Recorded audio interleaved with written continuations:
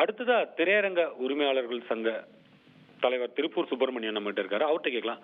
Sir, இது இந்த ஒட்டுமொத்த கமல் விவகாரத்துல சட்ட ரீதியா எதுவும் செய்ய முடியாது, நீதிமன்றமும் உத்தரவு பிறப்பிக்க முடியாது, அதே போல இவர்களும் திரைப்பட சம்மேளனமும் நேரடியாக அதை தடுக்க முடியாது. இது எல்லாமே சட்டத்தை மீறிதான் செய்யணும். ஆனா ஒரு விஷயத்தை திரைப்பட சம்மேளனம் தெரிவிக்குது, திரையரங்க உரிமையாளர்களே இந்த படத்தை திரையிடக்கூடாதுன்னு முடிவெடுப்பாங்க அப்படின்னு சொல்றாங்க.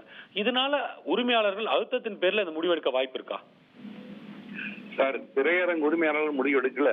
அதனால பாருங்க, எப்படின்னா அங்க இருக்கிற சேம்பர் ஆஃப் கமர்ஸ் அவங்க போய் தான் முதலமைச்சர்கிட்ட போய் பார்த்து இந்த படத்தை ரிலீஸ் பண்ணக்கூடாது அப்படின்னு சொல்லியிருக்காங்க. குறிப்பா அவங்க எல்லாருமே ரெகுலரா மாசம் மாசம் தமிழ்நாட்டில் நடக்கிற மீட்டிங் வரக்கூடிய ஆசாமிகள். தமிழ்நாட்டுல ஏறத்தாழ 50-60 வருஷமா சவுத் இந்தியன் பிலிம் சேம்பர் தமிழ்நாட்டுல செயல்பட்டு இருக்குது. 4 ஸ்டேட் சேர்ந்த எல்லா பிரதிநிதிகளும் இங்க வர்றாங்க. இப்ப கமல் சார் அந்த மீட்டிங்ல பேசினது, அந்த ஆடியோ பங்கன்ல பேசினது ரொம்ப, அதாவது கேஷுவலா பேசுறாரு அவரு. இன்னும் சொல்ல போனா அந்த பங்கன்ல ராஜ்குமார் ஃபேமிலியும் கன்னட மக்களையும் சிவராஜ்குமாரையும் எல்லாத்தையும் மிக அளவுல உயர்த்தி தான் பேசினார் அவரு. எந்த இடத்தையும் தாழ்த்து பேச கிடையாது. அப்படி உயர்க பேசுறவர் அவர் ஜெனரலா அவர் பேசும்போது ஃப்ளோல ஒரு வார்த்தை வரும். அது கூட என்ன சொன்னாரு, கன்னட மொழியை தாழ்த்தி அவர் எந்த இடத்துலயும் சொல்லவே கிடையாது. அதை முதல்ல அவங்க புரிஞ்சுக்கணும். அவர் நிகராணிக்கப்பட்டு ஜெனரலா ஒரு கருத்தை சொல்றாரு. அந்த கருத்தை உங்களுக்கு பிடிக்கணும், நீங்க விட்டு கொடுத்து போலாம். ஆனா அதுக்காக ஒரு கோடி கணக்கில் முதலீடு படத்தை திரைப்படத்தை முடைக்கணும்னால நீங்க என்ன சாதிச்சிட்டீங்க? இப்போ இன்னும் சொல்ல போனா கோர்ட்டு கூட என்ன சொல்லியிருக்கலாம்னா, படத்தை 5ஆம் தேதி ரிலீஸ் பண்ணுங்க. ஏன்னா சினிமா படத்துல 5ஆம் தேதி விட்டுனா திருப்பி அது எப்ப ரிலீஸ் பண்ணாலும் ஒன்றும் பிரயோஜனம் கிடையாது. கோர்ட் ரிலீஸ் பண்ண சொல்லி போட்டு அதுக்கப்புறம் இந்த கேஸை நடத்தி கமல் சார் மேல தப்பு இருந்தா அப்புறம் கொண்டு நீங்க மன்னிப்பு கேட்டு சொல்லலாம். தப்பா ரைட்டாங்கிற ஆளுக்கு வாதம் பண்ணிட்டு அப்புறம் நீங்க சொல்லிருக்கலாம். இப்ப எடுத்த உடனே நீங்க ரிலீஸ் நிறுத்தியாச்சு, எல்லாரும் நிறுத்திட்டீங்க. சரி, இதனுடைய விளைவு என்ன? மிகப்பெரிய நஷ்டம் ராஜ்கமல் பிலிம்ஸுக்கும் மெட்ராஸ் டாக்கீஸ்க்கும். பண ரீதியா நஷ்டம், மன ரீதியா சங்கடங்கள். ஆனா தொழில பாருங்க, இந்த 4 ஸ்டேட் எப்பவுமே அண்ணன் தம்பியா தான் இருந்துட்டு இருக்கு. தமிழ்நாடு, கேரளா, ஆந்திரா, கர்நாடகா 4 ஸ்டேட்டும் சினிமாவை பொறுத்த அளவுல எல்லாமே மெட்ராஸ் தான் ஆரம்பத்தோட கர்த்தா. இதுக்கு எல்லாரும் இங்கதான் ஸ்டுடியோ இருந்தது, இங்கதான் நடிச்சாங்க, எல்லாம் இங்கதான் வாழ்ந்துருக்காங்க. இன்னைக்கு 4 ஸ்டேட்ல இருக்கக்கூடிய எல்லா நடிகர்களும் எல்லா இடத்துலயும் போறாங்க, வர்றாங்க, போறாங்க. அப்படி இருக்கும்போது கர்நாடகா அரசியல்வாதிகள் அவங்க இதை பத்தி சொன்னாங்க, இதை பத்தி நாங்க கூட பெருசா இது பண்ணிக்கல.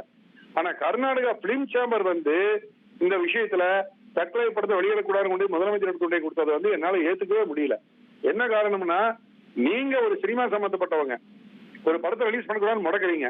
அதனுடைய கோடிக்கணக்கான நஷ்டத்தை யாரு நாளைக்கு கொடுப்பீங்க? நீங்க இப்ப கமல் சார் அந்த படத்தை நாளைக்கு ரிலீஸ் பண்ணி சொல்லிட்டாரு. அவருடைய நஷ்டம் எந்த அளவுக்கு இருக்குங்கிறது உங்களுக்கு எல்லாத்துக்குமே தெரியும். அதாவது ஒரு 10 கோடி ரூபாய் குறைஞ்சபட்சம் அந்த படத்தினுடைய ரிலீஸ் போஸ்ட் பண்ணாச்சுன்னு சொல்லிட்டு அது 10 கோடியா இருக்கலாம், 20 கோடியா இருக்கலாம், 30 கோடியா இருக்கலாம். என்ன வேணாலும் நஷ்டம். அவ்வளவு பெரிய நஷ்டத்தை அவர் தலையில சுமத்துறீங்க நீங்க. இது எந்த வகையில நியாயம்? இது இன்னும் சொல்ல போனா அவர் வருத்தம் தெரிவிச்சா கூட எங்களுக்கு பத்தாது, மன்னிப்பு கேட்கணும் அப்படிங்கிறீங்க. அந்த இடத்துல இதா இருக்கு. எப்படின்னா, இப்ப அவர் என்ன தவறா பேசிட்டாரு இவங்க மன்னிப்பு கேட்க சொல்றாங்க. எந்த தவறும் இல்லைங்கிறதா பொதுமக்களுடைய கருத்து. அரசியல்வாதி எப்ப அரசியல் பண்ணுவாங்க. ஆனா சினிமா சம்பந்தப்பட்டவங்களே அங்க இருக்கிற சாரா கோவிந்த், நரசிம்மலு இந்த மாதிரி இருக்கிற அவங்களே இந்த படத்தை தடை பண்ணணும், இதை ரிலீஸ் பண்ணக்கூடாதுன்னு சொல்றதுங்கிறது தென்னிந்திய சினிமாவுடைய ஒற்றுமைக்கு கண்டிப்பா வழிவகுக்காது. இன்னைக்கு வரைக்கும் கர்நாடகாவிலேயோ, ஆந்திராலேயோ, தெலுங்கானாலேயோ, தமிழ்நாட்டிலேயோ எந்த ஒரு திரைப்படத்தையோ இந்த 4 ஸ்டேட்லயும் நிறுத்தணும் அப்படின்னு யாரும் நாங்க எப்பவும் சொன்னது கிடையாது. ஆனா ஒரே ஒரு கர்நாடகாவில மட்டும் காவிரி நீர் பிரச்சனை வந்தாலும் சரி, இல்ல இந்த மாதிரி ஏதோ ஒரு பிரச்சனை வந்தாலும் சரி, எது வந்தாலும் சரி அந்த படத்தை பேன் பண்ணு, தமிழ் சினிமா ரிலீஸ் பண்ணாத. அப்ப இவங்க என்ன வேற நாட்டுல இருக்கிறாங்க? இவங்க இந்தியா ஒற்றுமையா இருக்கணும்னு நினைக்கிற எல்லாருமே. நீங்க எத்தனையோ பேன் இண்டியா படம் எடுக்கிறீங்க. நீங்களும் நாங்களும் பேன் இண்டியா படம் எடுத்துதான் இருக்கிறோம். எல்லாரும் பேன் இண்டியா படம் எடுக்கிறாங்க. உலகம் போற எல்லா படம் ரிலீஸ் ஆயிட்டு இருக்குது. ஒரு ஆங்கில மொழி படம் எடுத்துட்டு போட்டுட்டா உலகம் முழுவதும் ரிலீஸ் ஆகுது. ஒரு தமிழ் படம் ரிலீஸ் ஆகுது, ஒரு கன்னட படம் ரிலீஸ் ஆயிட்டு இருக்குது. அப்படி எல்லாம் ஒற்றுமையா தொழில் பண்ணுற இடத்துல நீங்க ஒரு கள்ள தூக்கி போடுறீங்க. இது எந்த வகையிலும் நியாயம் இல்ல. நான் தமிழ்நாடு திரையரங்கு உரிமையாளர் சங்கத்தினுடைய தலைவர்கள் முறையில் நான் சொல்றேன். என்னுடைய கருத்து என்ன, தயவு செஞ்சு நீங்க Karnataka film chamber of commerce இந்த படத்தை நல்லபடியா ரிலீஸ் பண்ணுங்க. அதுக்கப்புறம் ஏதாவது கோர்ட் இருக்குது, 10ஆம் தேதி ஆர்குமெண்ட் எடுக்கிறாங்க, வரட்டும். ஜட்ஜ்மெண்ட் நாளைக்கு ஜட்ஜ்மெண்ட்ல கமல் சார் மன்னிப்பு கேட்கணும்னு சொன்னாருன்னு சொல்லிட்டுனா கண்டிப்பா கோர்ட்டுடைய உத்தரவு அவர் மீற போறது கிடையாது. ஆனா படத்தை ரிலீஸ் ஒன்ஸ் நீங்க நிறுத்துறீங்கன்னு சொல்லிட்டுனா இவ்வளவு பெரிய நஷ்டத்தை நீங்க வாலண்டரா செய்யறீங்க.